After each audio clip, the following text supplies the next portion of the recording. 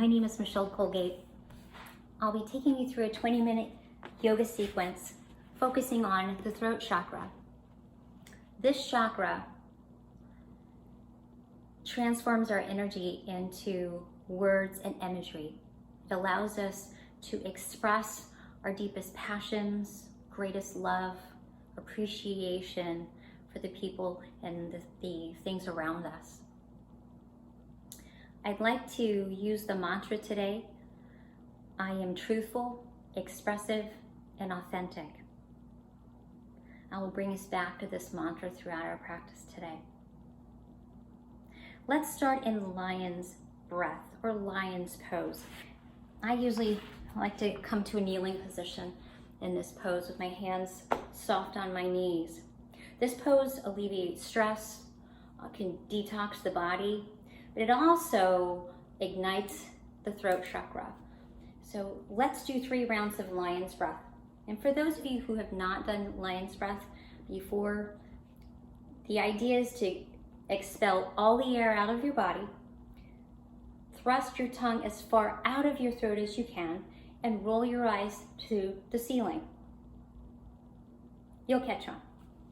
Inhale. Exhale. Inhale. Exhale. Inhale. Exhale.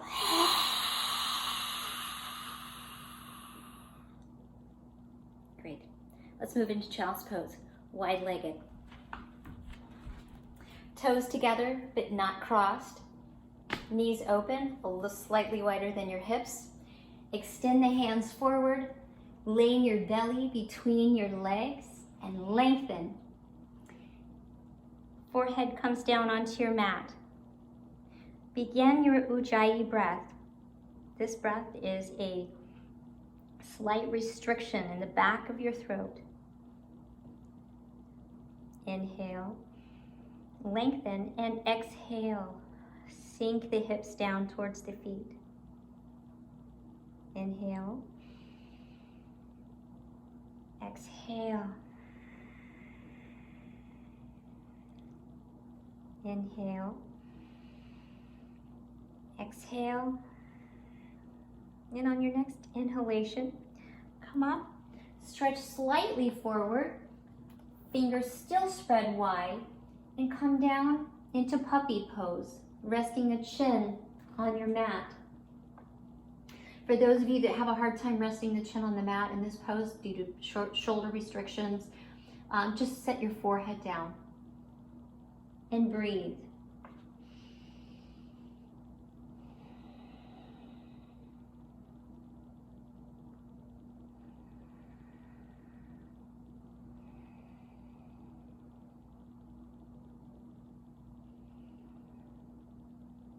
And on your next inhalation, rise. And let's go into down dog. Take your time. Down dog, fingers are wide, all pads are pressed against your mat, toes are curled under, and you extend the tailbone to the sky. Triceps are engaged and rolling in.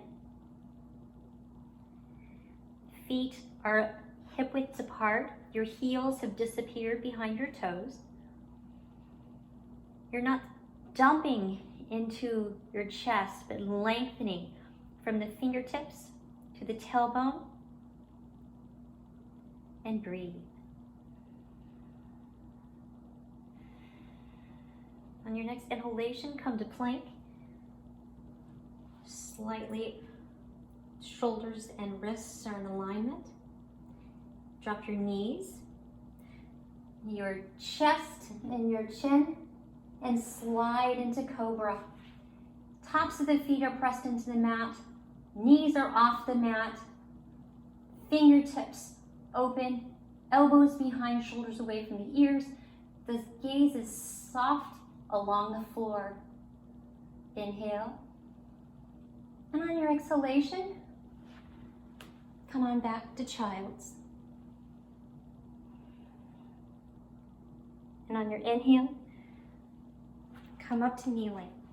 We're going to be moving into camel. I'm going to show regular camel is normally regular camel. The typical camel in a yoga class is the hips stay over the knees. I'm going to show you a little bit of a variation that may be more accessible for those of us that can't continue to keep the hips over the knees. So your choice. If you want to do your 3 camels throughout, then please continue on. In the meantime, if you want to try what I am offering, please do. Clasp the hands, interlace the fingers, and point the pointer fingers behind you. So your hands are completely clasped together. Pull the shoulder blades together and close off the back. Open up the heart, open up the throat, and slightly recline back, using the pressure in your feet to be your lever on how far you go. Once you've gone to your max, grab your heels with the fingers on the inside of your feet, your thumb on the outside, and open the ribs, push the chest forward, and breathe. The neck is neutral this first time. I'm going to try to keep it long and soft. Breathe. And on your inhalation, come up. If you need to use support to come up, press your hand into the tops of your hips and come down for a minute and breathe. You'll notice that your heart rate is slightly quickened. We're going to move right back into number 2. Come on up. Interlace the hands a different way this time, maybe, just to keep the balance of the body, maybe. Point your fingers engaged. Roll the shoulders back, open the chest, and slightly recline. This time you'll find that you'll go just a little bit further, at which point, grab the feet, the heel, thumbs on the outside, fingers on the inside, and roll open. Maybe exposing the throat just a little bit more this time. Breathe. On your next inhalation, come up, rest, set. Take a nice big breath. And exhale. On your next inhalation, come back up for your 3rd round. Again, interlacing the fingers, pointer fingers straight down, opening up the heart, the throat, squeezing the shoulder blades together, recline, grabbing the inside of the heel, opening up the chest, this time gazing full to the ceiling. Don't let your head drop back. Keep it engaged and long. Breathe. And inhale. Come up. Kneel and rest. On your next inhalation, we move through down dog. Really lengthen. Your next inhale, plank. Knees, chin, chest. Sliding forward into cobra, pressing the tops of the feet into the mat. Knees are lifted. Shoulders away from the ears. And exhale, come to neutral. We are staying here for bow. I'd like to start bow with a long neck. Focus being on the pressure of the foot into the hand. So rest your forehead on your mat. Bring your legs up, your feet towards your bum. Grab one foot and then the other. Take a big breath. And on your exhale, press the feet into the hands and allow the body to grow forward. The gaze is long, the neck is long. Breathe. And on your inhale, lengthen. And on your exhale, relax. Forehead to the mat. Arms by your side, palms up. Toes slightly inward to release the lower back.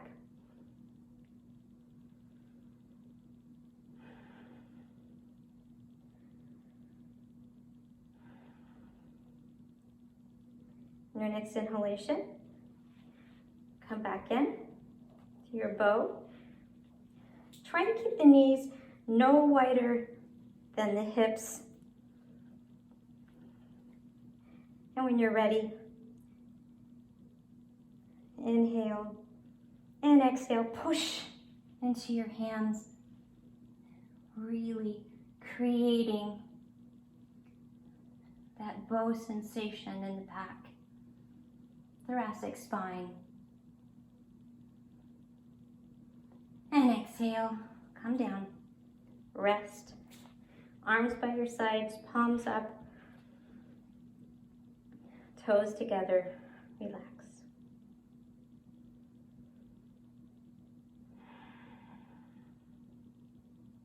Last one, inhale, reach back, grab your feet, inhale, and then exhale into bow. This time, really express, looking forward, pressing, and exhale. Back to neutral, toes in, palms up. Breathe. And your next inhale, press yourself up to child's. Take your time, lengthen, and stretch, relax. In fact, if you want to take your arms by your sides to alleviate some of the pressure in the shoulders, please feel free. And on your inhale, come up to setting. Okay, I think we have time for at least one bridge. And then we'll move into shoulder stand, plow, and savasana. Okay, come on down onto your back.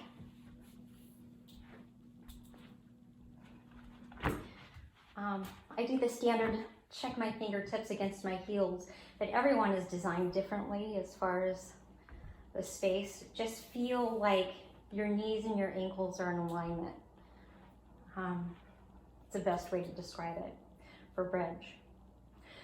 So what I'd like to do is engage your feet,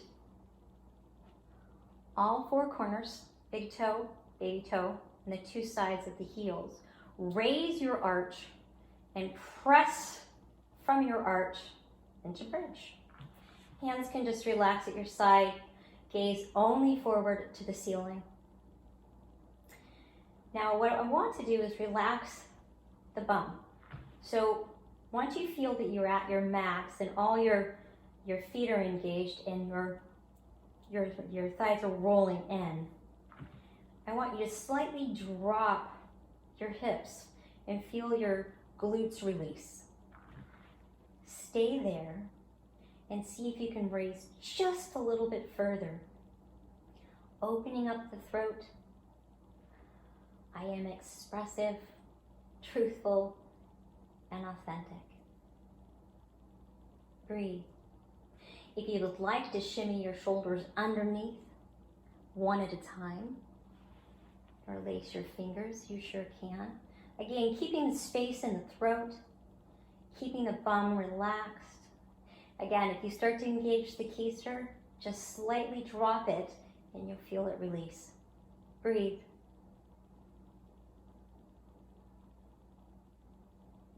When you're ready to come out of this, release one shoulder and then the other and bring it all the way down. I tilt my pelvis at the bottom and then I let it spring back into its natural curve. And relax. We're going to move into shoulder stand. If you use a blanket, go ahead and position that to where the blanket, the edge of the blanket is along the back body, and then the edge of the blanket is along the shoulder line. So what that does is it relieves the curve, or keeps the curve in the cervical spine. I'm going to go ahead and demo the shoulder stand without the blanket today. Hands on the side, draw the knees in, legs go up. Remember, the feet are engaged, so you can either flex or point or just engage the legs one way or another. I also think about going into plow. Half plow allows me to position my hands exactly in my high-waisted jeans pants pockets. So once you have that position, open your throat, really press your hands into your hips and create kickstands. Lengthen and breathe.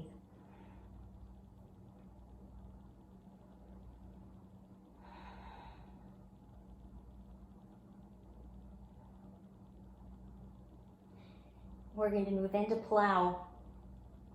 And your plow can be halfway plow or full plow. And we'll just do it together. Inhale, lengthen, and exhale, bend the knees. Keep your hands where they are in your back pockets. And draw them down, your feet down. Now, some people will be halfway. Just make sure that there's no pressure on the neck or the head, that all the pressure is on the shoulders and on the elbows. And breathe. Again, keep the throat open. Keep the breath fluid and moving. And when you're ready, release, roll down.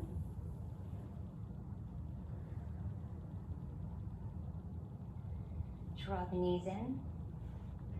Give yourself a big hug. Inhale, lengthen. Exhale, extend one leg, the other leg. Open up the hands. Make sure nothing's around you so you can focus on relaxing. Eyes closed. 3 big breaths.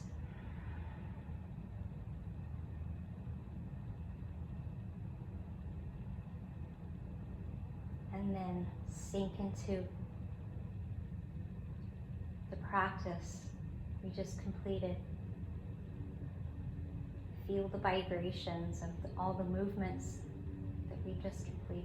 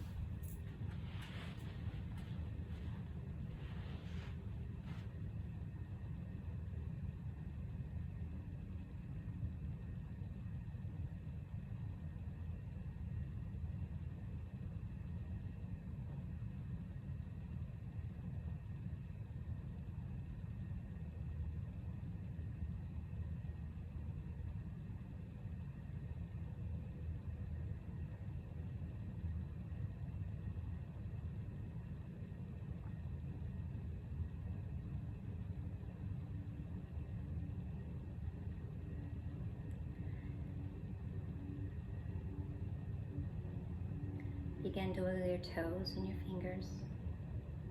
Bring yourself back. Since we're at home, if you want to stay in Savasana, you sure can.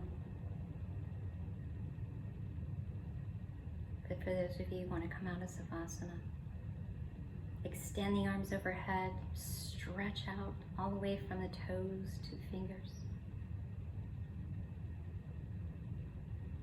Keeping the eyes closed, roll onto your favorite side.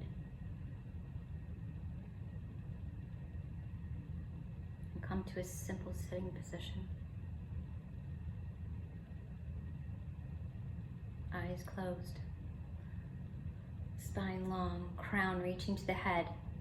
Open palms on the knees.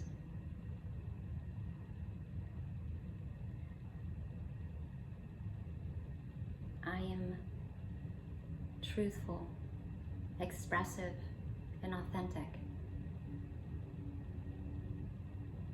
Thank you for practicing with me today.